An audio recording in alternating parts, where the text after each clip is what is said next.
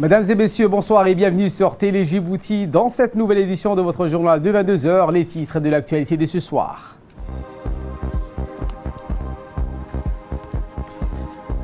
Concernant la situation du Covid-19 de ce dimanche 12 avril, 28 nouveaux cas, c'est ce qu'a annoncé dans son point de presse quotidien le secrétaire général du ministère de la Santé.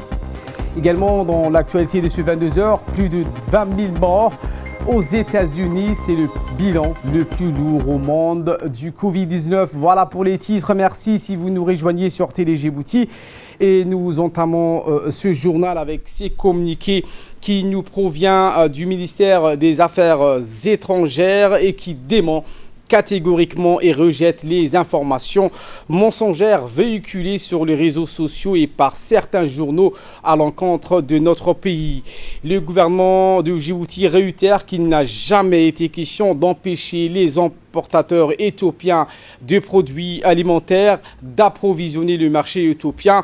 Le gouvernement de notre pays a demandé aux importateurs djiboutiens de concentrer leurs efforts et d'accorder la priorité au marché local. Les distorsions délibérées et les interprétations tendancieuses de certains médias n'ont pour objectif que de créer des polémiques inutiles. Les relations entre Djibouti et l'Éthiopie qui se développent dans la confiance et la sérénité reposent sur un socle solide et ne peuvent être ébranlées par des accusations insidieuses. L'esprit de solidarité et de soutien réciproque à toute preuve a toujours caractérisé les liens entre les deux pays frères. Fin de citation.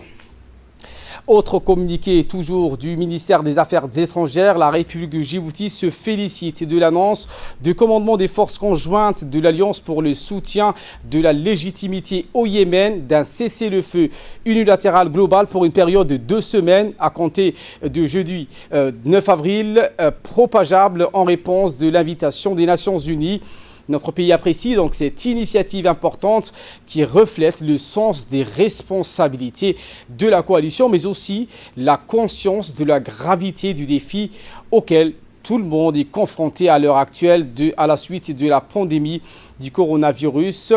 Djibouti exprime également son espoir que cette étape contribue favorablement à créer des conditions pour la mise en œuvre de l'invitation de l'envoyé des Nations Unies au Yémen à tenir une réunion entre le gouvernement légitime et les Houthis afin de discuter étapes et mécanismes qui permettraient un cessez-le-feu permanent et qui renforcerait la confiance et relancerait également le processus politique et des deux parties donc, au Yémen pour parvenir également à une solution politique globale. La République de Djibouti renouvelle également dans le même temps sa position à l'appui de tous les efforts visant donc à assurer la sécurité et la stabilité au Yémen de manière à garantir son unité et son intégrité territoriale. Fin de citation. Également dans l'actualité de ce 22 h, ce point de presse quotidien du secrétaire général du ministère de la Santé concernant sur l'évolution du Covid-19 dans notre pays. La suite avec Salah Banouita. Toujours, je voudrais vous faire un point de presse sur la situation de Covid-19 à Djibouti. Ce dimanche 12 avril 2020, les données du jour des cas de Covid-19 à Djibouti se répartissent ainsi. 434 tests réalisés. 28 cas se sont révélés positifs. Il s'agit tous de contacts des personnes déjà infectées. 17 personnes restent actuellement sous surveillance au centre de quarantaine. En tout, 176 personnes sont sous traitement actuellement dans le centre de prise en charge. Le bilan des patients de Covid-19 depuis le début de l'épidémie à Djibouti se décline comme suit. 4 451 tests effectués, 215 cas positifs, 36 personnes guéries et 2 décès.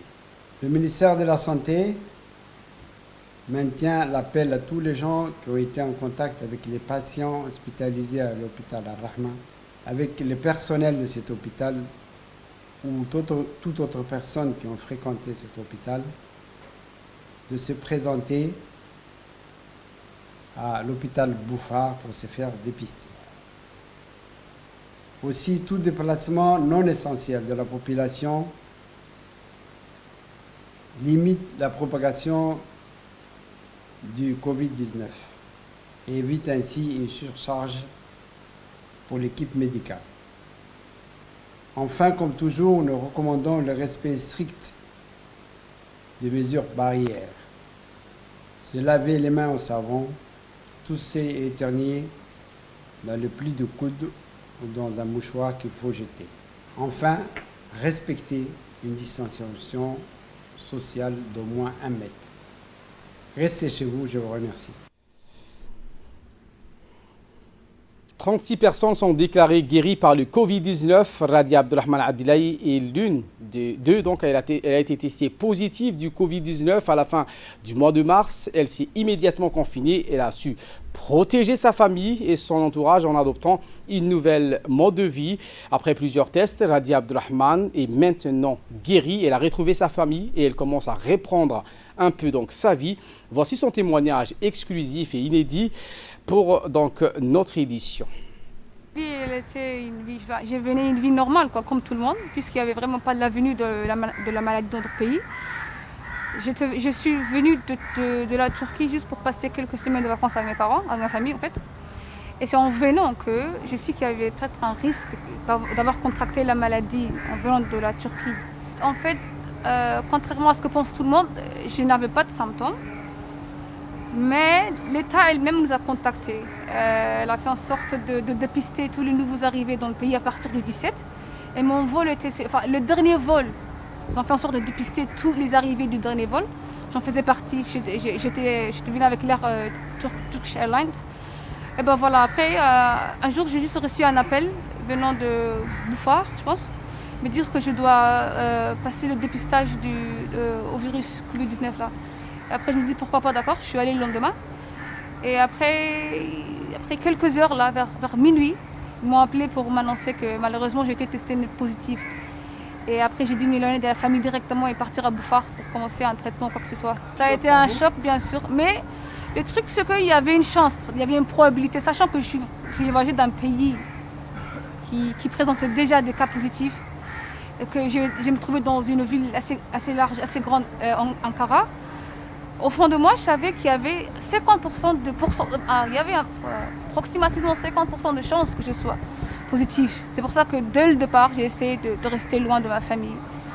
J'ai essayé en fait de ne vraiment pas, vous voyez, me lancer au contact et à l'interaction familiale. J'ai essayé de rester de côté. Ma famille, elle avait vraiment du mal à comprendre et à me gérer. Mais je leur rappelais tout le temps qu'il y avait toujours un risque. À moins que je ne sois déclarée négative, il y a toujours un risque que je sois positive. À savoir que ce virus est vraiment contagieux, et juste faire en sorte de ne pas écouter ma famille, de leur dire que c'est pour le meilleur que je fais ça. Du coup, restons loin l'un de l'autre. Eh bien, dans la seconde partie de l'entretien, Radia nous a parlé comment vit-elle aujourd'hui la stigmatisation de ses voisins, de son entourage et comment elle vit sa vie après cette courte période. Voici ses propos. Je ne peux pas leur mentir, je veux dire qu'il y aura toujours une sorte de, comment dirais-je, je dirais pas de traumatisme, mais ça va laisser une trace en vous. Ça va faire en sorte que vous soyez toujours, comment dirais-je, vigilant et à l'écoute et attentif. Donc vous n'allez pas revenir du site de la quarantaine et de mener une vie normale. Vous allez toujours avoir le mal de vivre, d'interagir et de cohabiter avec ta famille. C'est ce qui m'arrive pourtant en ce moment. J'ai fait de mon mieux, mais maintenant ça va, je m'adapte un peu à reprendre ma vie normale, quotidienne. Psychologique, non, je ne dirais pas, alhamdoulilah, je suis assez forte et vous savez, j'ai un certain liaison avec mon Seigneur, donc c'est ce qui me facilite vraiment cette tâche. Malgré le fait qu'elle soit très, très lourde et très difficile, alhamdoulilah, je m'en sors très bien. Ça dépend, le premier jour que j'étais venue, tout le monde assurait de garder le diamètre. Et moi, ça m'arrange que les gens restent loin de moi, comme ça, il n'y a pas de problème, il n'y a pas de risque en fait. Qu'ils restent loin de moi, pour moi, c'est un avantage. Est-ce que ça vous blesse Du tout. Franchement, au contraire, je trouve que la réaction est celle que tout le monde doit adopter. Si j'ai été positif, reste loin de moi, c'est bien comme ça. Après, c'est comme tu veux. Sinon, moi, j'aime bien le fait qu'il soit loin de moi. Il n'y a pas de risque. Vous êtes venu à Djibouti pour passer des vacances? Oui, juste 3 mois de vacances pour le temps que les choses se calment un peu en Turquie parce que le virus ne faisait que se propager à ce moment-là. Et vous comptez reprendre? Bien sûr, dès que tout se calme, Inch'Allah, dès que ce virus soit mis sous contrôle, je compte bien repartir, Inch'Allah. Et j'ai un message à passer au peuple. Je dirais bien, s'il vous plaît, certes, Allah a fait en sorte que cette maladie soit, comment dirais-je, moins sévère qu'elle n'est ailleurs. Mais il faudra toujours être vigilant, il faudra toujours faire attention, il faudra surtout se laver les mains. Il n'y a pas plus important, franchement. Parce que c'est le moyen de contracter la maladie. Vous le recevez sur vos mains, la surface de vos mains, et après, hop, dans la bouche, sur les yeux, et voilà.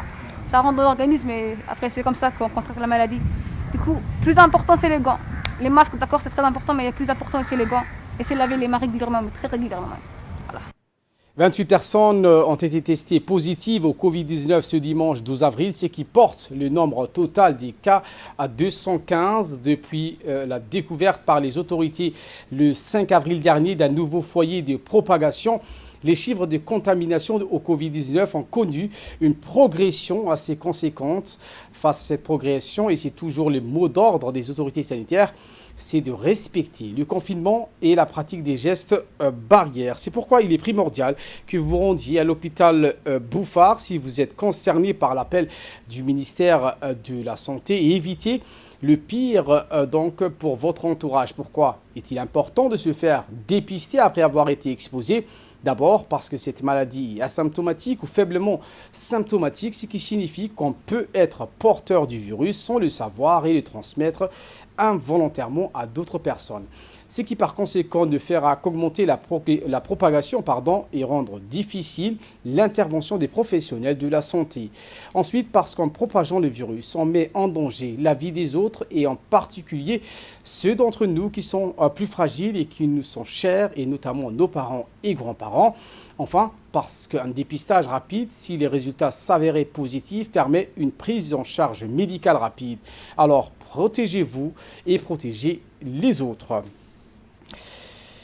Profitant du confinement décrété par le gouvernement, les filières de contrebande de cigarettes ont tenté de regagner du terrain en vue d'approvisionner les boutiques des quartiers populaires de la commune de Balbala en cigarettes de contrebande. Cette opération frauduleuse a été avortée par les gendarmes de la brigade Picadouz Nord, lesquels ont interpellé dans la nuit du 11 avril dernier à minuit dans la cité communément appelée Nassib, 2 contrebandiers transportant des cartons de cigarettes de Benson, soit 100 cartouches et un carton concernant des médicaments contrefaits. Placés en garde à vue, les 2 contrebandiers seront déférés devant la justice pour répondre de leurs actes. Le haut commandement de l'institution rappelle à la population que malgré l'engagement de ces unités dans le cadre du respect du confinement, les équipes de la gendarmerie ne ménageront aucun effort jour comme de nuit pour faire face à ce type de trafic qui atteint gravement à l'économie nationale.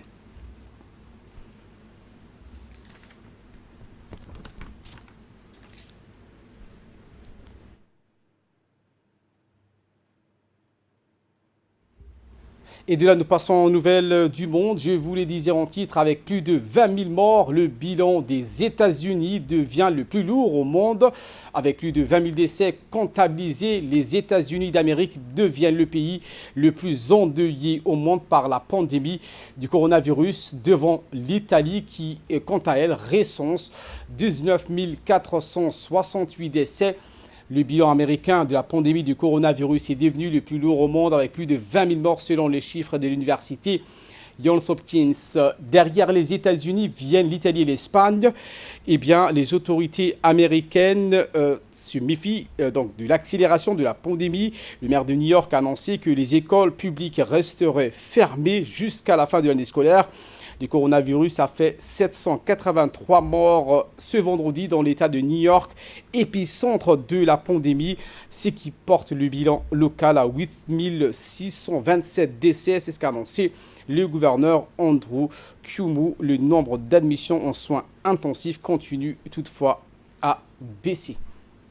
Voilà pour l'essentiel de ce 22h. Merci à vous de nous avoir suivis et très bon suivi des programmes sur Télé Djibouti.